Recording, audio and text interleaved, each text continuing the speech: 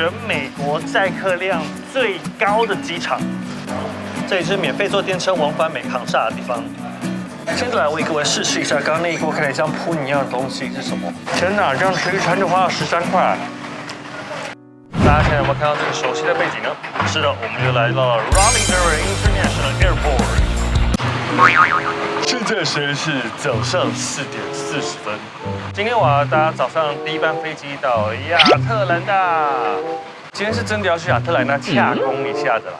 那希望等一下可以借着公务之便来行观光之实。我们可以看到一大早机场其实人已经，我觉得算多呢。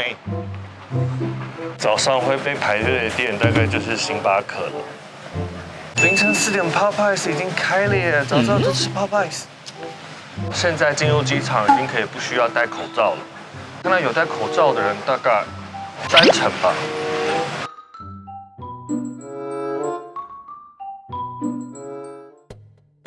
时间过得很快，聚餐完毕，现在又回到了亚特兰大。现在时间是下午2点40。今天呢，就带大家来参观一下全美国载客量最高的机场。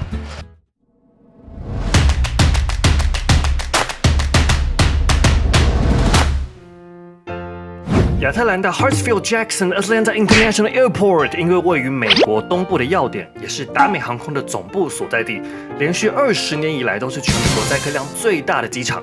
在2019年，总共服务了1亿1000万名旅客，甚至比第2名的洛杉矶机场还多出了2100万人。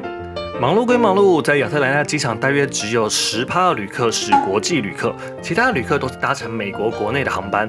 而服务最多国际旅客的机场，还是大家耳熟能详的纽约甘乃迪机场 JFK， 所服务的国际旅客是亚特兰大的3倍。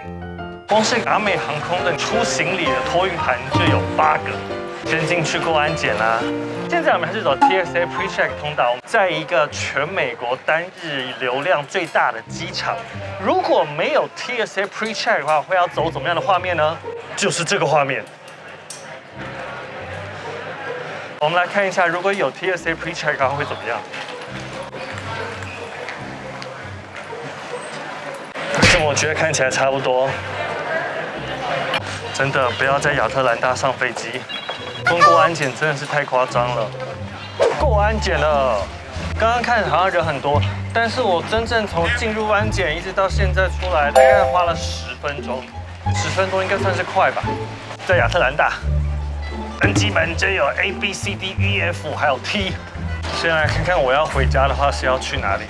找到了，我登机门在 A26。这个时候我们要去坐小电车去 A 航厦，但是呢，毕竟现在时间还早嘛，对不对？所以现在我们要去的地方是机场贵宾室。这里是免费坐电车往返美航厦的地方。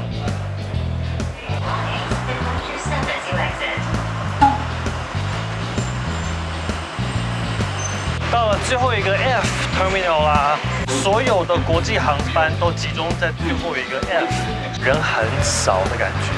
因为真的大部分来这边人都是要出国的嘛。以前我回台湾的时候，很常在亚特兰大转机，每次来这边就是要回台湾的感觉啊。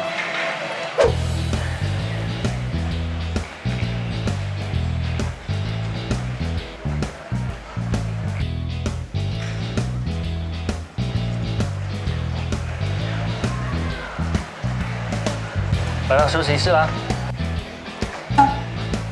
在起飞前3个小时都可以进来这边休息，就是人很多，还是戴一下口罩比较好。起码机场贵宾室有无限畅饮的酒精饮料啦。我们来看看有什么小点心啊，吐司料。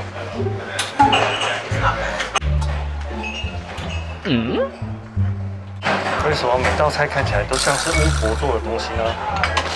苹果派看起来不错。像春一样的苹果派 ，Apple Turnover， 这是苹果派，这是水蜜桃派，好吃，好吃，好吃，好棒。但是 Peach Cobbler 比 City Barbecue 好吃。你的变化太大吧？现在来为各位试吃一下刚刚那一锅看起来像扑尼一样的东西是什么？蛮香的，浓浓的番茄味。很好。它就是先来一锅水，然后加很多番茄，然后加了一点米，然后加了一点青菜。美国人怎么有办法吃这种东西？来吃一下它的馕，加上 hummus。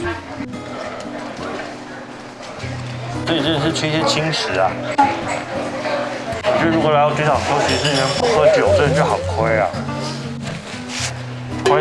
又回到了 A 航厦，是不是很明显可以看得出来？到了一般的国内航厦之后，人真的超级多。我总觉得我每次飞来飞去都是在 A 航厦，回家的飞机在这里，还有1个半小时多。接下来到这边就来开箱一个发源自纽约，让全世界的食客都趋之若鹜的 Shake Shack。好了，其实北卡也有啦，只会懒得去。放在垃圾桶上面，可以这样是不是更让人食指大动了呢？身为一个前纽约人，我要大大推荐的，并不是他们的肉汉堡，而是他们的素食汉堡 Schumburger。啊！再见番茄，它看起来长得很正常，就好像一片炸肉一样。这是我这辈子第一次不是在纽约吃 Shake Shack。